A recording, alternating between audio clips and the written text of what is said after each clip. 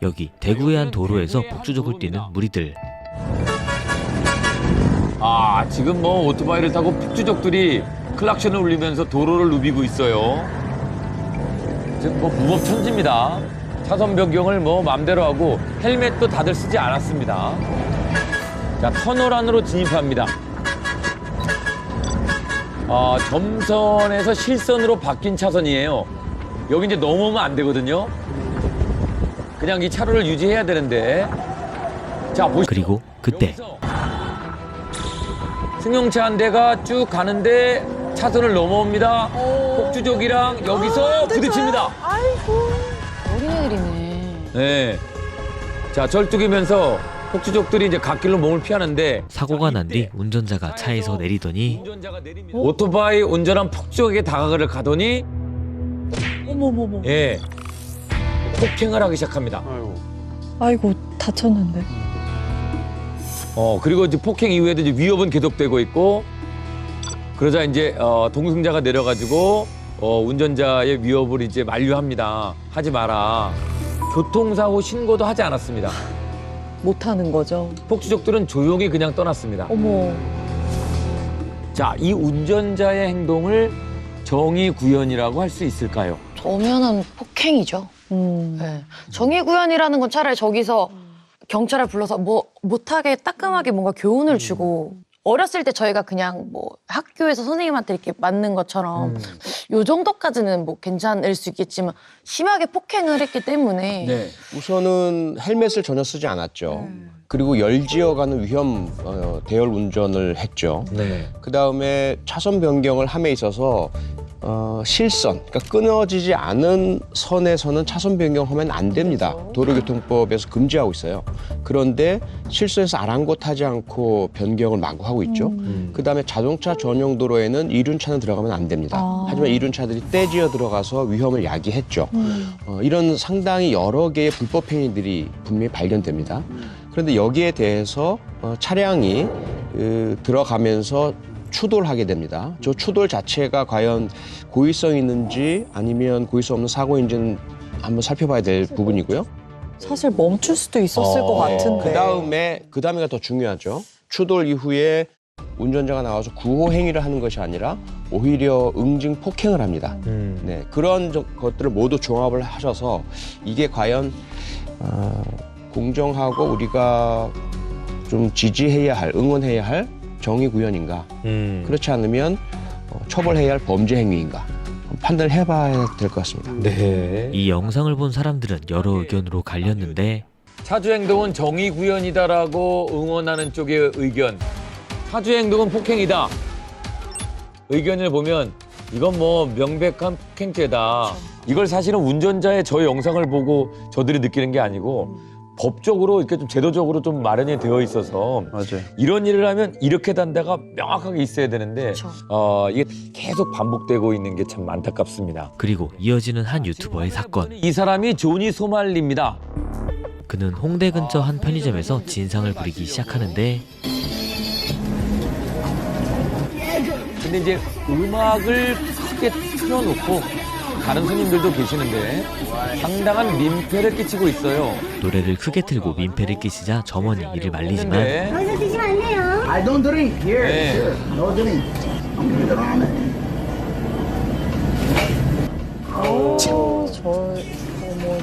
네, 이런 행 그리고 그의 민폐 행동은 계속되죠. 하고 보복이라도 하듯이 컵라면을 그냥 부어. 테이블 위에 그냥 부어버립니다. 뭐야? 진짜. 온갖 진상짓을 다 하고 있습니다. 진짜 창피하다. 네, 그래서 시민이 What are you talking about? 소주 먹으면 안 된다. 네, 행동을 지적을 합니다. 당신이 치워라. 그랬더니 시민에게 욕을 합니다. 어머어머. You Chinese ass. 주동 아래로 그냥 확. 하지만 그의 행동은 여기서 끝이 아니었는데 자, 2024년 9월에 용산 녹사평역 근처에는 소녀상입니다.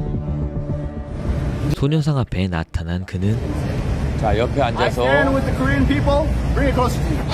Bring it come closer.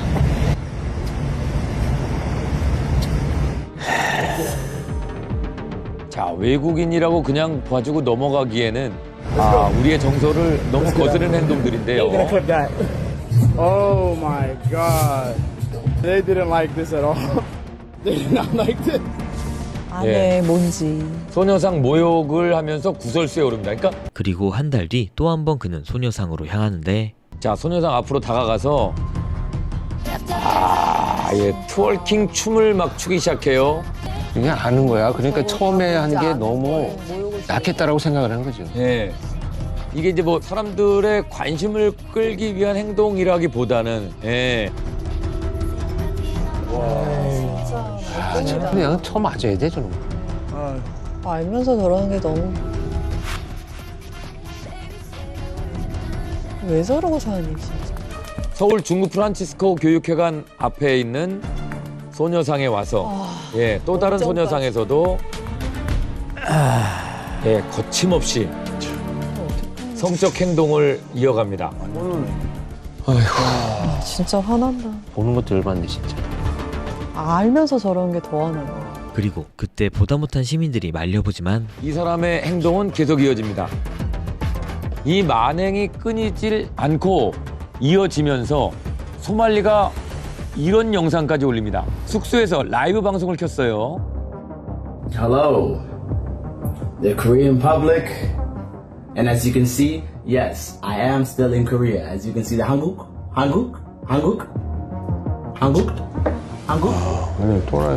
love Korea. 와, 쟤 진짜 못됐다. 다 알면서 저러네.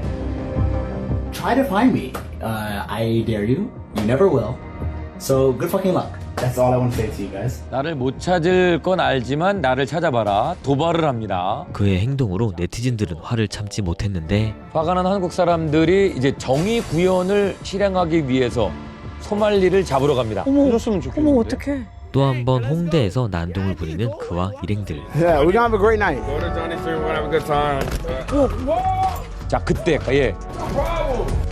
보세요. 저 뒤에서 항상 남자가 옵니다. 그리고 자, 그리고 다른 날 새벽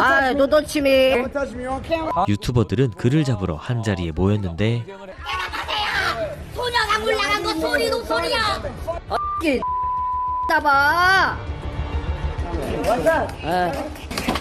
어머, 자, 그리고 이제 폭력으로 응징을 하는데요. 결국 화를 참지 못한 유튜버는 그를 폭행하기 시작하죠. 레전드. 자, 이런 일까지 이제 벌어지기 시작합니다. 그리고 소말리 일행도 역시 폭행을 당합니다. 야 1대1 안 해. 개. 야. 자, 일행이 또 한 명이에요. 불러. 야 그거 내려놔. 다른 사람들이 말리네, 무기 되니까. 저러다 큰일 나겠다. 그러니까 소말리를 비롯한 일행들이 다 이제 폭행을 당하기 시작하는 거죠. 경찰분. 그리고 경찰이 네, 도착을 했지만 이미 소말리는 도망을 가고 난 뒤였습니다. 사이에서 소개해드린 사적 제재나 정의 구현 이 사건들을 소개해드릴 때마다 이제 찬반 의견이 이제 갈렸었는데 이번 사건의 경우에는 대부분의 국민들이 이 정의 구현을 한 시민들을 응원하고 많은 박수를 보냈습니다. 그래서 저희한테 이 정도만 보여주신 것 같은데요. 뭔가 더 있을 것 같은데. 네, 맞습니다. 이 소말리는요, 사과 영상을 올리고 나서 며칠이 지난 이후에 자신의 SNS 계정에 모든 죄를 다 씻어냈다라는 글을 올린 이후에 위안부 피해자들을 조롱하는 게시글을 연속해서 올렸습니다. 저런 폭행을 당하고 이미 뭐 처벌을 다 받은 사람이다 이런 주장을 하는 것 같아요. 말도 안 되는 소리지만. 네. 2000년생입니다. 미국 출신이고요. 활동명이 조니 소말리. 다양한 이 도발적인 콘텐츠를 제작해서 활동하는 너튜버입니다. 이 소말리라는 사람은 평소에 라이브 방송에서 한국인이라면 누구나 알고 있는 위안부 피해자를 기리기 위한 조형물이죠. 평화의 소녀상에 입을 맞추거나 불쾌한 행동들을 일삼았고요.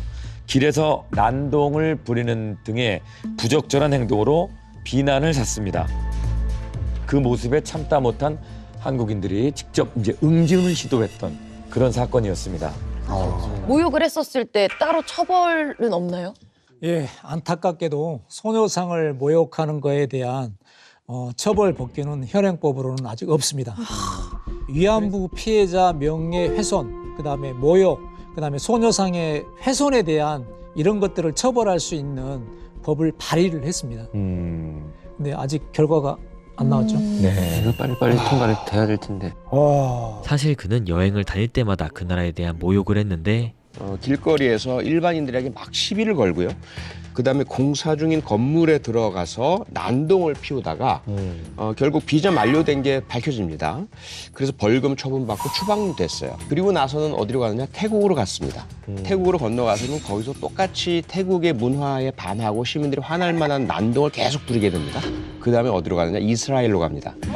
이스라엘 가서는 길거리에서 발견하는 여성 경찰관들, 제복 입은 여성 경찰관들에게 막 성희롱을 하다가 경찰관들에게 체포당해서 역시 연행되고 그 다음에 택한 나라가 대한민국이었던 것이었죠. 해외에서 범죄를 저지르면 미국에서는 처벌이 없나 봐요. 그 행위 자체가 미국의 예를 들어 법을 어기는 것이 될 수도 있겠죠. 이중 처벌은 금지되어 있거든요. 국제법상. 그러니까 해당되는 나라에서 이미 어쨌든 조치는 다 취했어요. 또다시 처벌할 수는 없고요. 네. 미국 내에서 또다시 범죄를 저지르면 그때 처벌받겠죠. 이 사람은 무엇을 얻기 위해서 이런 행동을 할까요? 이 사람들은 정상적으로 사회 구성원들과의 소통하는 방식들이 미숙하거나 무의미하다고 생각을 해요. 그래서 분노를 유발하거나 또는 뭐 다른 감정을 느끼게 해가지고 그 감정이 나와 내가 지금 사회 구성원들하고 소통하고 있다라고 생각을 하는 경우들이 있어요. 편의점 난동 사건 때문에 첫 재판이 열릴 예정이었어요.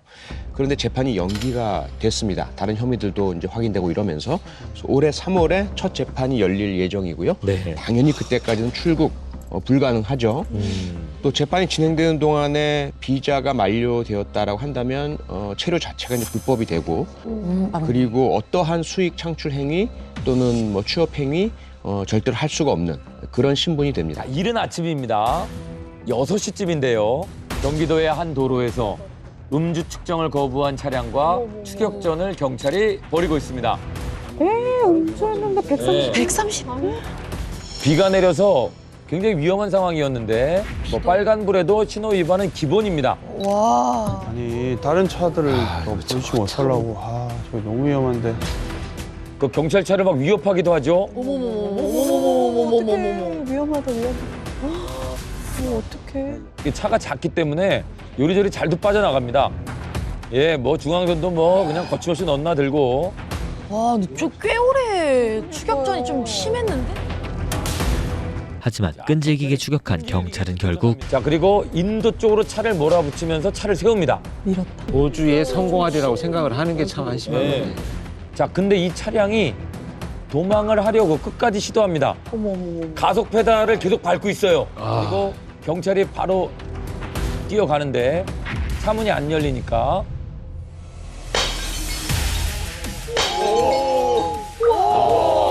왼손으로 유리창을 부숴버렸습니다. 네, 이렇게 해서 유리창을 깨고 운전자를 체포해서 상황이 종료됐습니다. 진짜 대박이다. 와, 방금 되게 멋있었어. 와, 멋있었어요. 이렇게 해서 이게 하기가- 되나요? 이게 맨손으로 창문 깨는 게 가능한가요? 뭐 저희 같은 경우는 뭐 쉽게 되는 편입니다. 가볍게 쳐도 산산조각이 나니까. 이게 맨손으로 창문을 깬 이유가 있을까요? 사실 보통의 경우에는 도구를 이용해서 창문을 깨는 건데요. 저 때는 지금 운전자가 계속 가속 페달을 밟고 있었기 때문에 차가 전복될 위험에 처해 있는 상황입니다. 그래서 최대한 빨리 제압을 해서 체포를 해야 됐던 상황이기 때문에 할 수 없이 경찰이 저렇게 맨손으로 유리창을 깨게 되었다고 합니다. 지금 저 사람이 이제 운주 단속을 거부한 사람인데 처벌이 어떻게 됐습니까? 네, 저 운전자는요, 당시에 측정 결과 혈중 알코올 농도 수치가 0.01%로 사실은 훈방 정도 수준이었습니다. 하지만 영상에서 여러분 보셨다시피 그걸 피하려고 너무나 많은 불법 행위를 저질렀어요. 우선은 도로교통법상에 금지되어 있는 난폭 운전 행위를 했죠. 그리고 특수 공무집행 방해치상. 경찰관의 차량을 들이받고 그로 인해서 이제 부상을 야기했고요. 아울러 공용 물건 손상죄, 도로상에 있는 여러 가지 물건들을 또 파손했지 않습니까? 그래서 상당히 다양한 죄목으로 입건한 상태입니다. 만약에 저런 상황에서 유리 깨는 건 누가 저것도 혹시 경찰 쪽에서도 해줘야 되는 거 해줘야죠. 아니죠? 저거는 당사자의 책임이라고 봐야 되겠죠. 그죠? 예. 근데 혹시라도 예를 들어 과실로 인정된다 하더라도 법이 개정되어서요 손실 보상을 정부에서 해줍니다. 과거에는 그렇지 않았기 때문에 경찰관들이 개별 보상을 하기도 했었는데 이제는 정부에서 보상을 해줘요. 여기 지금 지뢰 마셔. 전부다 가스총을 다 말투. 여기 건물 안에 부탄가스와 기름을 뿌려놓은 한 남자. 자꾸 여기 기름 다 뿌려서 올라와. 폭파. 특공대들이 투입합니다. 특공대들이 투입됐어요. 몇 시간 전 청주에는 한 헬스장인데요. 근데 바깥으로 불 붙은 뭔가를 막 누군가 던집니다. 바닥으로 막 떨어져요. 그 남자는 창밖으로 물건을 계속 던지기 시작하고 운동기구 막 날아오죠. 와, 위험하다. 여기 지금 지뢰 마셔. 전부다 가스총을 다 만들어 버렸어. 마지막에 다 같이 죽어. 폭파시킬게. 그래서 사건 발생 몇 시간 전 뭔가 잔뜩 챙겨서 걸어가고 있죠. 휘발유하고 인화물질을 들고 가고 있는 중입니다. 헬스장 건물 안으로 무단 침입해서 헬스장 복도 공간 안에 종이와 인화물질을 무지하게 많이 깔아놨습니다. 자, 지금 난동범이 실시간으로 지금 영상을 올리고 있는 상황입니다. 러시아 사령부 연락한 대로 한국 폭파시켰다. 이제 나머지는 너네 몫이다. 아, 이거 참 불안하다, 진짜. 러시아 국방부에서 나한테 한국 폭파시키라고 사살시키라고 메일을 보냈습니다. 증거자료 다 있습니다. 러시아 국방부에 왜 나한테 이런 메일 보냈는지 한국 경찰들 이거 다 조사하세요. 알았어요? 테러 협박이니까 경찰 그리고 소방 쪽에서도 모두 출동을 했죠. 혹시라도 떨어질까봐 지금 안전대를 설치를 하고. 내가 이상한 거 하지 말라고 했지. 도망차 빼. 자, 그리고 10시간이 지났어요. 10시간을. 이런 대치 상황이 10시간이 넘게 흘러갔습니다. 예, 좀 어두워졌어요, 이제. 밤까지. 예, 아침 11시부터 시작한 거거든요. 불을 붙여가지고 저거를. 휘발유를 들고 지금 기름을 붓고 내가 불을 지르겠다. 경찰들이 돈 물어나왔어. 그냥 다 폭파하고 내려갔지. 봐볼래? 내가 폭파한다 이미지. 그래서 결국 위기 협상팀까지 투입이 됐습니다. 전문가들이 오신 거죠.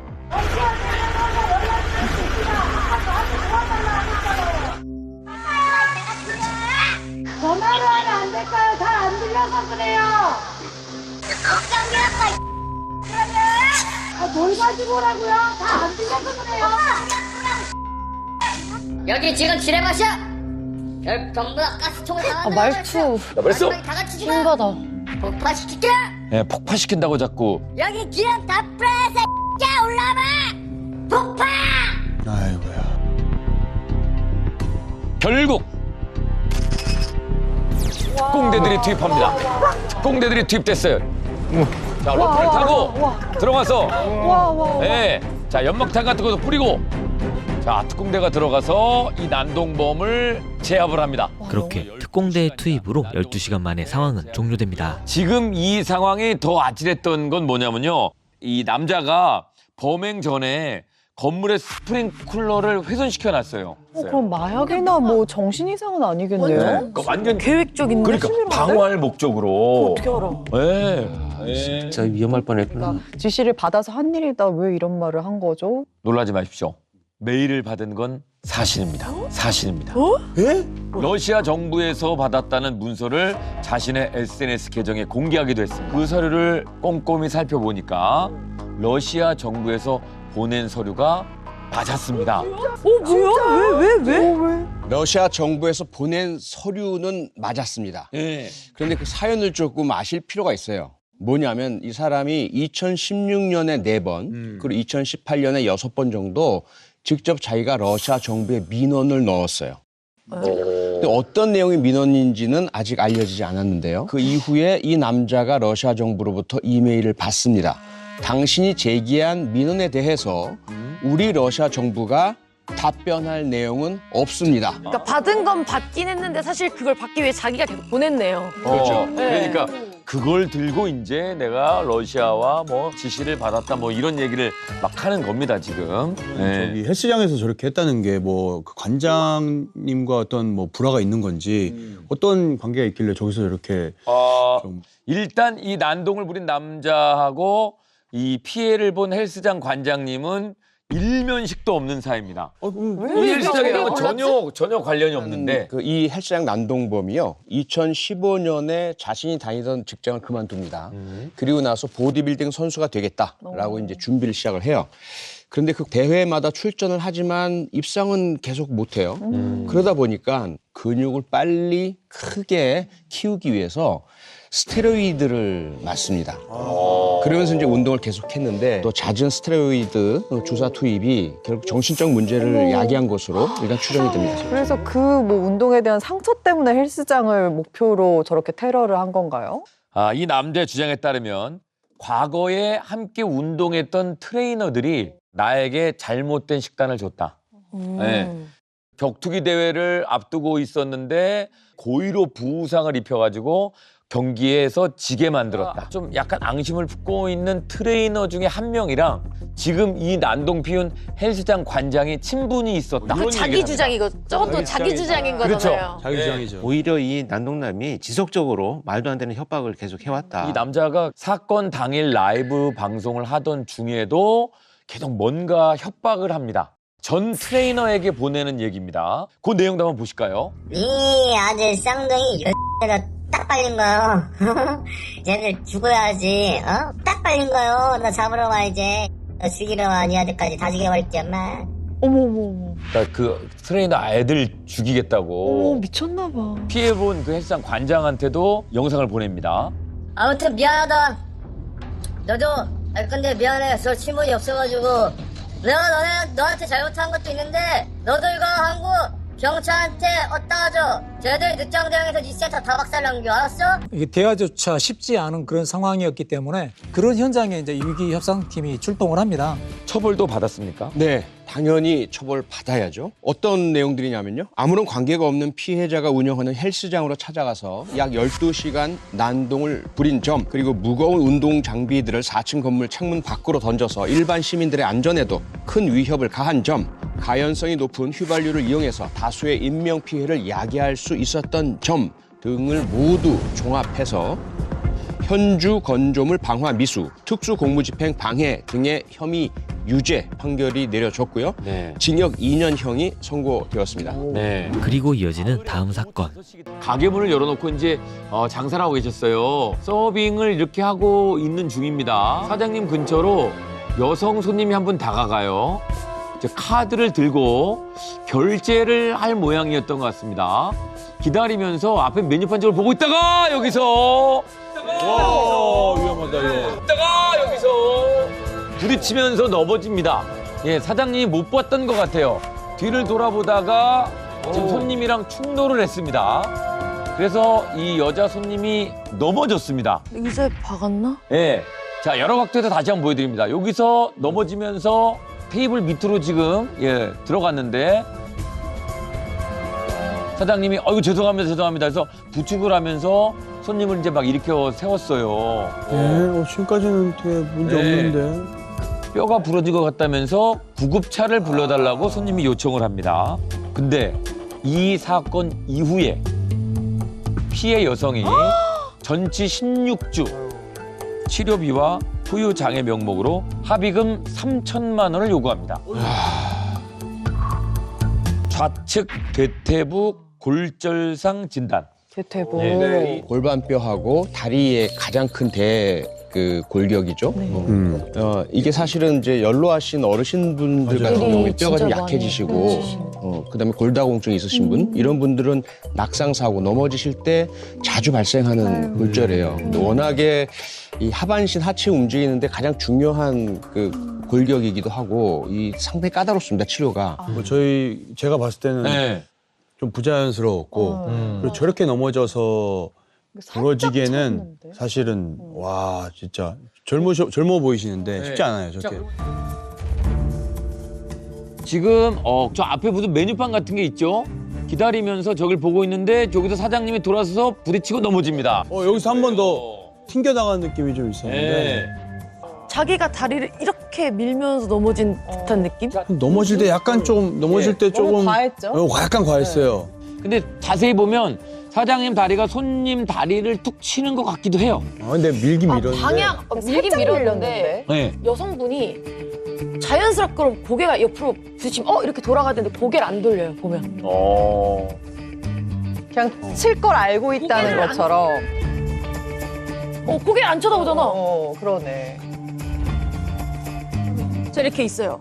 그래서 오빠 저 쳤어요. 치면 이렇게 보게 되잖아요. 근데 보면 그게 아니라 그냥 이렇게 옆으로 가요. 보세요. 여기서 딱 칠 때 스톱. 이렇게 이쪽으로 밀리면 왼쪽 발이 자동적으로 나가요 이렇게. 나가죠. 버틸려고. 나가죠. 네. 그렇지. 버틸려고. 중심을 잡으려고 네. 하죠. 근데 이분은 두 발을 모으고 있습니다. 그리고 조금 드라마틱하게 뻥 하고 넘어져요. 붕 뜬 상태에서. 그죠, 붕 뜨고 낙원 넘어져. 치는 것처럼. 봐봐, 요 정도 네. 밀렸는데 너무 이렇게 너무 넘어졌어. 그리고 그 사장님이 석연치 않다라고 생각하는 부분은 문 쪽에 있는 분들 서빙을 하기 위해서 이제 갔고 이 여자 손님이 사장님 뒤를 따라갑니다. 그 계산을 하기 위해서라고 얘기를 했어요. 여기서 이제 같이 식사를 하고 여자 한 분이 일어났죠. 카운터는 지금 화면 가까이 쪽에 있어요. 근데 사장님한테 갑니다.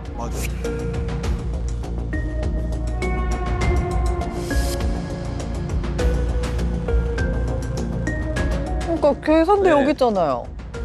왜 저지 따라가지? 본인이 아무 잘못이 없다는 게 아니고 그렇죠.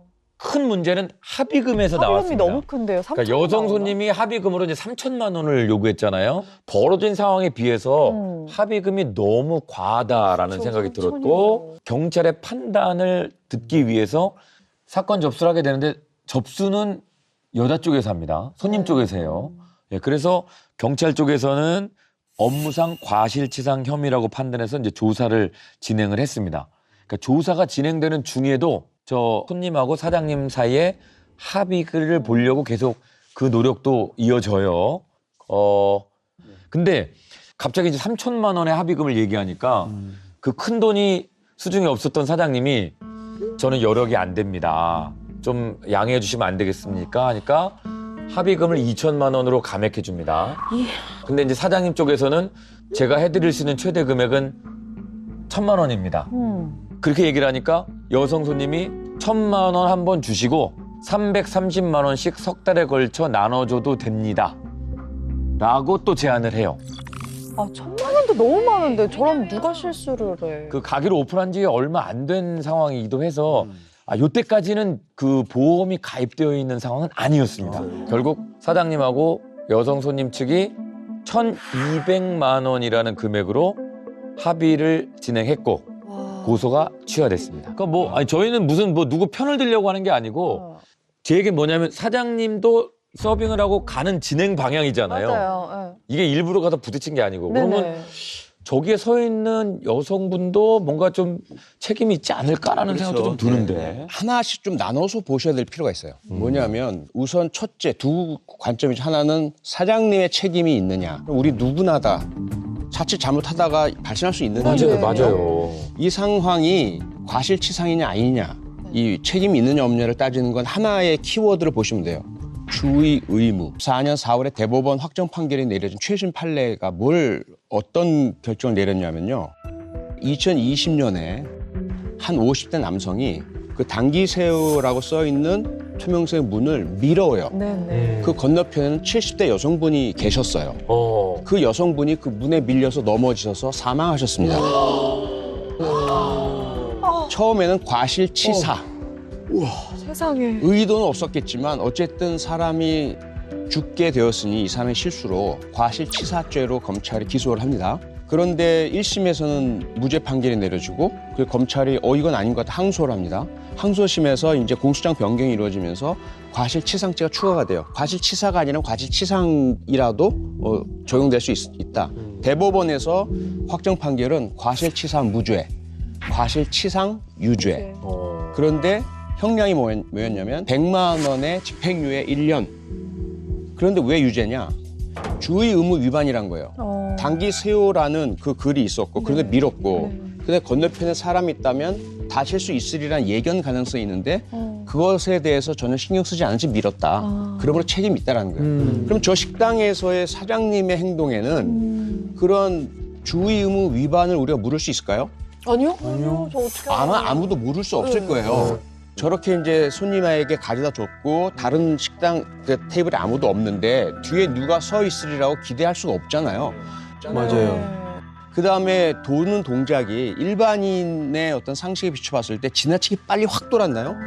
아니잖아요. 정상적이잖아요. 저런 경우에는 결코 과실치상의 유죄를 물을 수가 없습니다. 대법원 판례에 따르자면. 네네. 그럼 이제 두 번째 관점은 그럼 저 여성분은 어떨까? 저 여성분은 과연 일부러 저분에게 사장님에게 돈을 뜯어내기 위해서 사고를 유발했을까? 앞서 이제 그런 의심을 많이 해주셨잖아요. 네. 여러분의 어떤 행동이나 판단이나 이런 것을 따르자면 뭔가 의심스러운 점이 있을 수 있겠죠. 네. 변수가 하나 있습니다. 그러니까 저 여성분이 일반인에 비해서 신체가 허약한 분이라면 네. 그래서 예를 들어 탁 밀렸을 때 쳐다보거나 다리를 짚어서 안정을 취하거나 하는 행동을 잘 하지 못하거나 더디거나 이런 사람이라면 그다음에 넘어진 이후에 그리고 저 자리에 왜 서 있었느냐 지금 메뉴판 보는 행동이 명확하잖아요. 먹은 음식에 대해서 봤는데 가격이 내 생각보다 많이 나왔다. 한번 사장님한테 물어보려 하는데 바빠 보인단 말이죠. 음식 들고 가신다. 그럼 직접 부르면 무례할 얘기가 될 테니까 기다리겠다. 근데 앞에 메뉴판이 보여요. 이게 보고 있다. 저는 사장님의 과실도 묻기 어렵고 저 여성분의 잘못도 묻기 어렵고 그런 상황에서 뭔가 합의 자체 과정이 조금 더 법적 조언이나 좀 받으셨다면 저렇게 거액이 아닌 부분에서 서로 원만하게 합의가 되지 않았을까 그런 아쉬움이 좀 들어요. 피해액에 대해서 3천만 원의 고액을 요구했단 말입니다. 그럼 이거 뭐야? 이거 자해공갈 아니야? 이렇게 판단하게 되면 통상의 자해공갈은 저런 상황을 연출하기 위해서는 일부러 다른 곳에서 이미 골절상을 입어와야 돼요. 그리고 나서 저런 액션을 취하면 부합이 되겠죠. 그래서 애초에 저 손님들이 들어올 때부터의 영상, 그 다음에 음식을 시켜 먹는 과정에서의 영상, 상황 판단을 어떻게 하는지 보통의 범위를 가지고 있다 그러면 이상한 행동들이 발견되거든요. 채무 능력, 신용 상태를 또 확인해 봐야 돼요. 이 사람이 과연 직장은 있었는지, 뭐 월급은 얼마나 받는지, 채무액은 얼마나 되는지 이런 것까지 종합적으로 고려하면 영상에서 보는 것과 같이 이거는 어쩔 수 없는 그런 사고였다. 업무상 과실치상으로 가자. 아니면 범죄 혐의에 부합하는 쪽으로 많이 간다. 의심점이 남아있다. 그러면 그런 부분에 대해서 수사를 해서 명확히 밝혀야죠. 반반이긴 해요. 왜냐하면 지금 진단은 나왔잖아요. 골절상은 확실히 의학적인 판단이니까. 그렇죠. 그러면 1,200만 원이라고 하는 금액은 그 4개월 동안 자기가 한 달에 한 300만 원 정도의 일을 아무것도 하지 못하는 상황에서 할 수 있는 제한의 합의금이다라고 하면 과하다고 보기는 사실 좀 어렵거든요. 그렇게 말하면 또 네. 그렇네.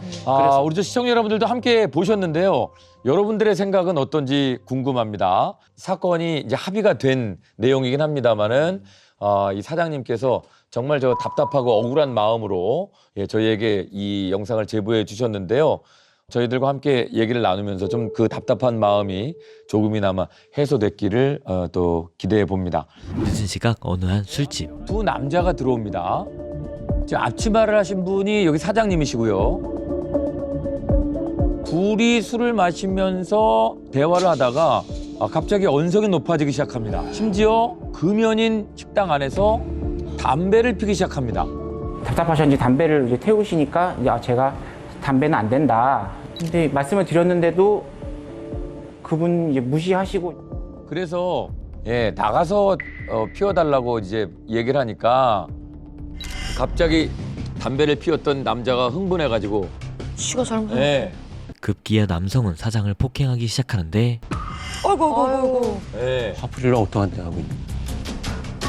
밖에 나가서 담배를 피라는 얘기에 밖에 나가서 담배를 피라는 얘기에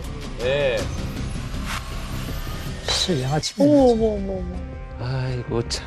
자, 그래서 이제 일행이 남성을 뜯어 말려요. 이러지 마라.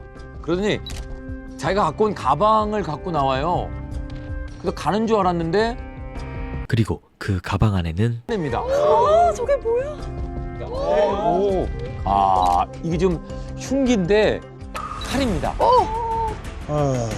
할만해. 사장이 놀랬죠? 그래 뭐 하려고 그러냐 그랬더니 그래 뭐 하려고 그러냐 그랬더니 그러니까 이제 흉기를 아직 뜯지 않았기 때문에 이걸로 지금 사장님 얼굴을 내리쳤어요.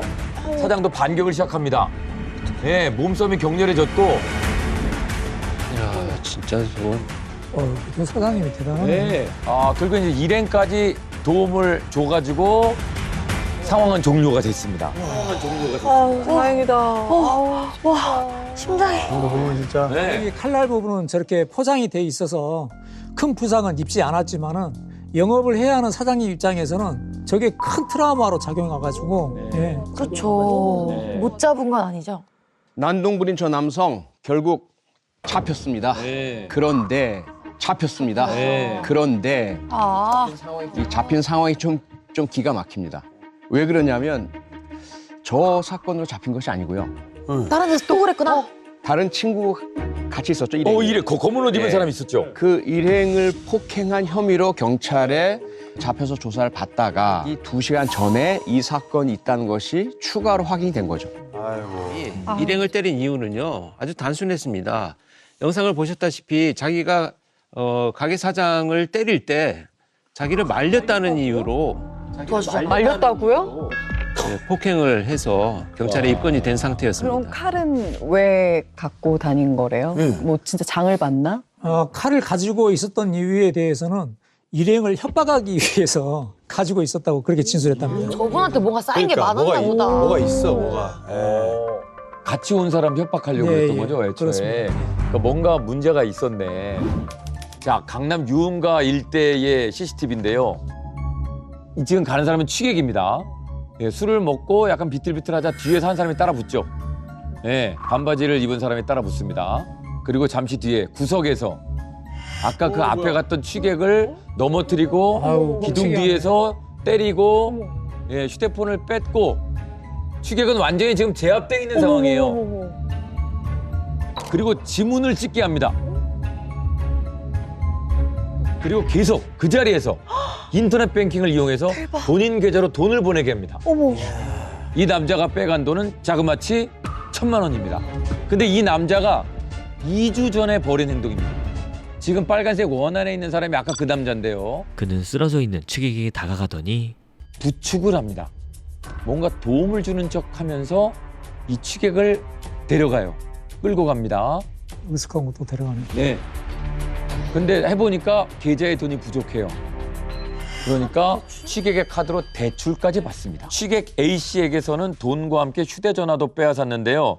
새벽 시간에 1,000만 원이 부축배기 범에게서 이체된 것을 확인하면서 강도를 당했다는 것을 인지하게 됩니다. 그리고 피해자는 곧바로 계좌 지급 정지 신청을 했는데요. 그랬더니 부축배기 범으로부터 전화가 수십 통이 옵니다. 수십 통이요. 왜? 혹시 이거 정지해놓은 거 풀어달라고 또 다른 협박인 건가요? 이 부축배기범의 주장은 이랬습니다. 걸어가고 있는 부축배기범한테 A씨가 먼저 시비를 걸어서 몸싸움을 하던 중에 자신이 상해를 입었고 이 상해에 대한 보상금으로 A씨가 1,000만 원을 준 거다. 이렇게 주장을 하는 거죠.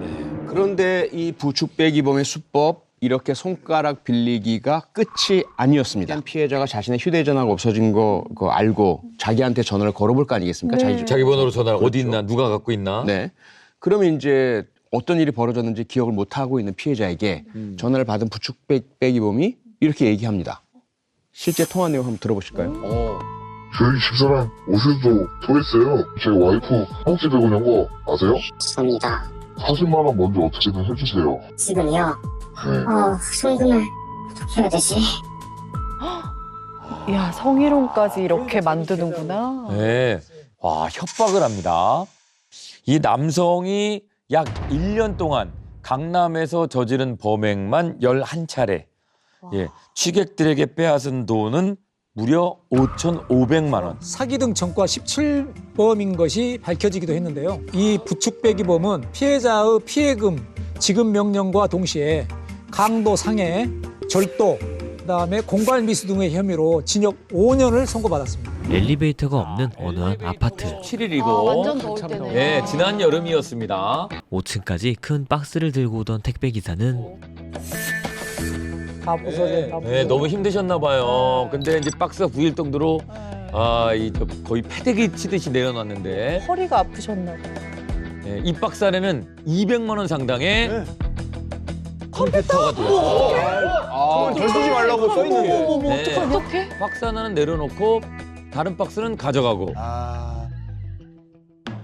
자, 이 택배 기사가 챙겨서 내려가는 저 박스는 무슨 박스일까요? 사건 발생 전날 전날 8월 16일 비슷한 시간이죠.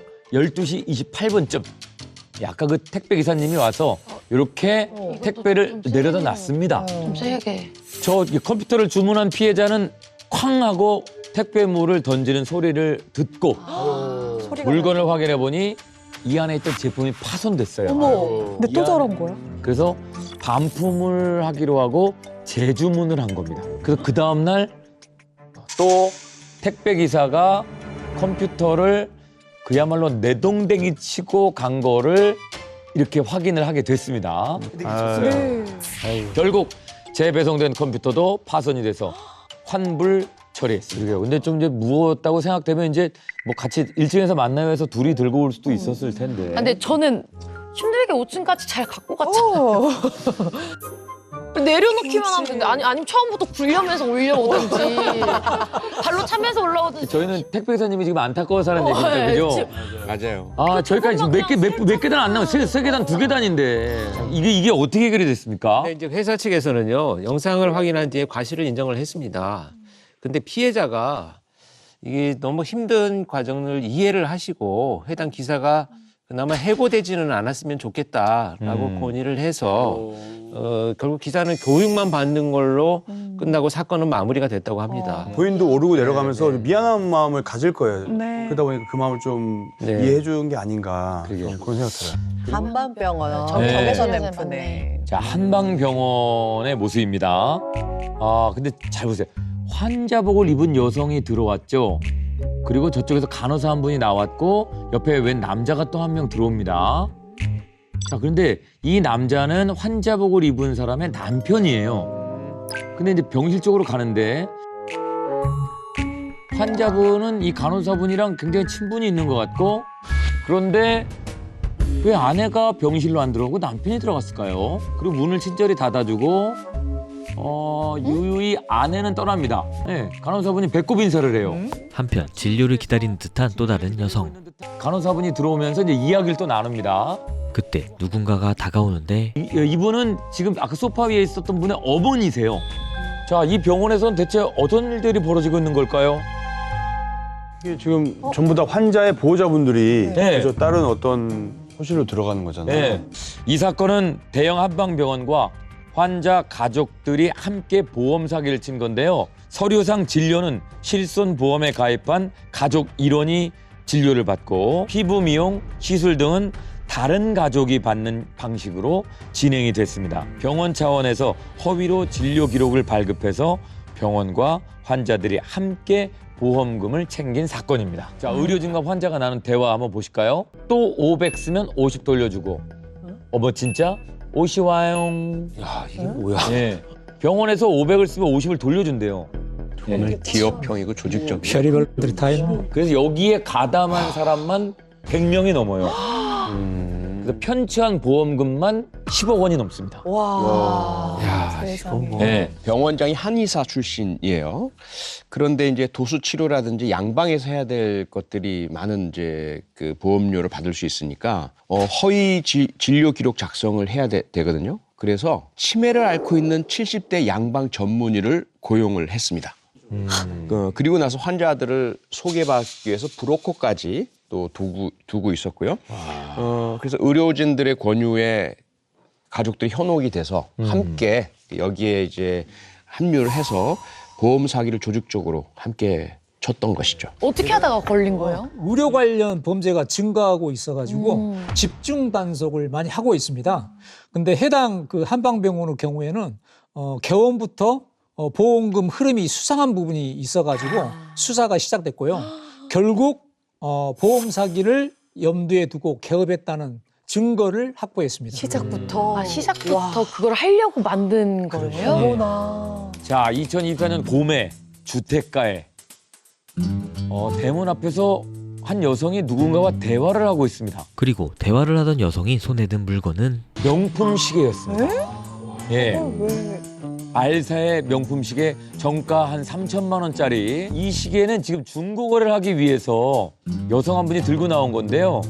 이걸 사려고 한 남자가 이 집에 와가지고 이제 이게 진짜인지 가짜인지 뭐 상태가 어떤지 만지작만지작합니다. 자, 꼼꼼히 시계를 남성이 막 살펴보다가 박스를 들더니만 갑자기 튑니다. 들더니만 갑자기 튑니다. 도망을 가기 시작합니다. 어떻게? 그대로 주랭랑. 아이고 어떻게? 예, 도로를 막 누비면서 따라가기 쉽지 않습니다. 골목을 빠져나오자 남자가 이제 택시를 타고 도망갑니다. 어머. 아마 저 택시 타는 위치도 확인을 하고 아마 들어가지 않았을까 싶은데요. 저런 게 있어. 근데 잡혔을까요?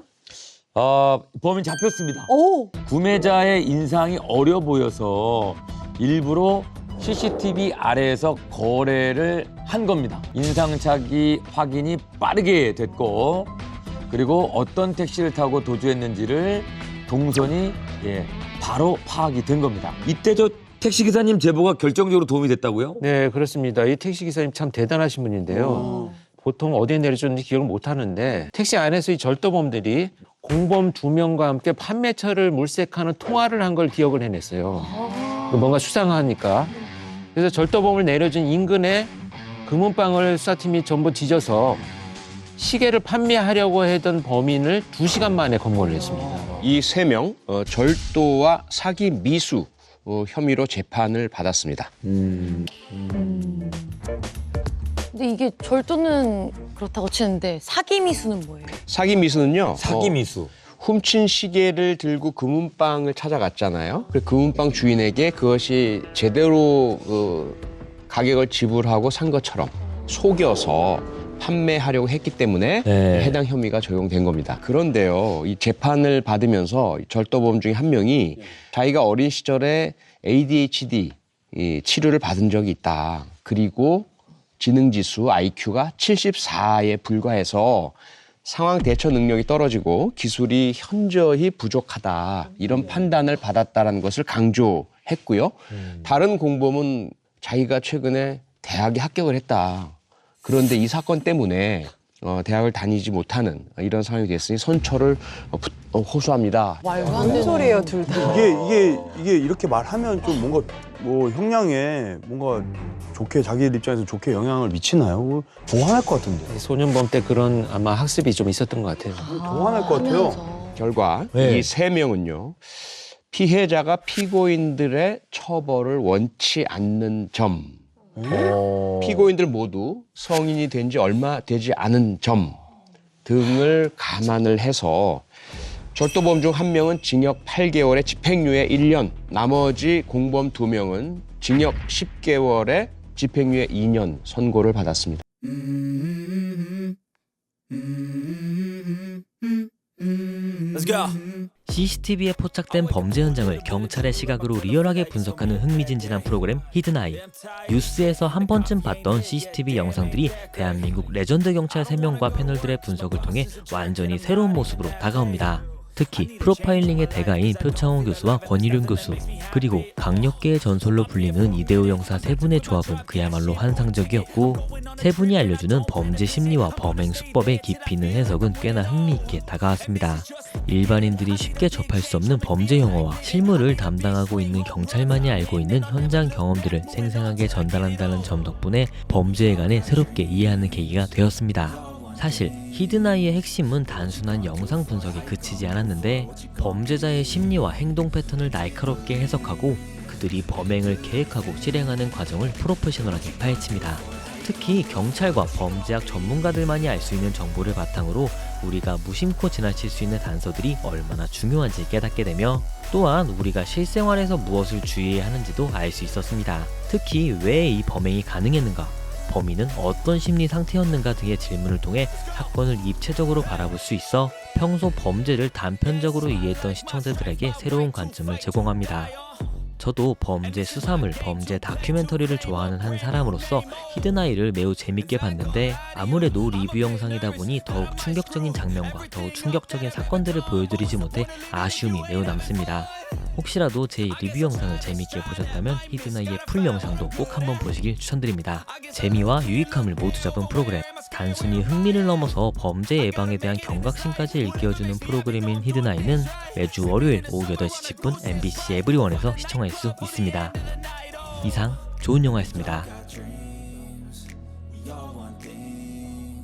What you gonna do for it? How you gonna move for it? What you gonna be?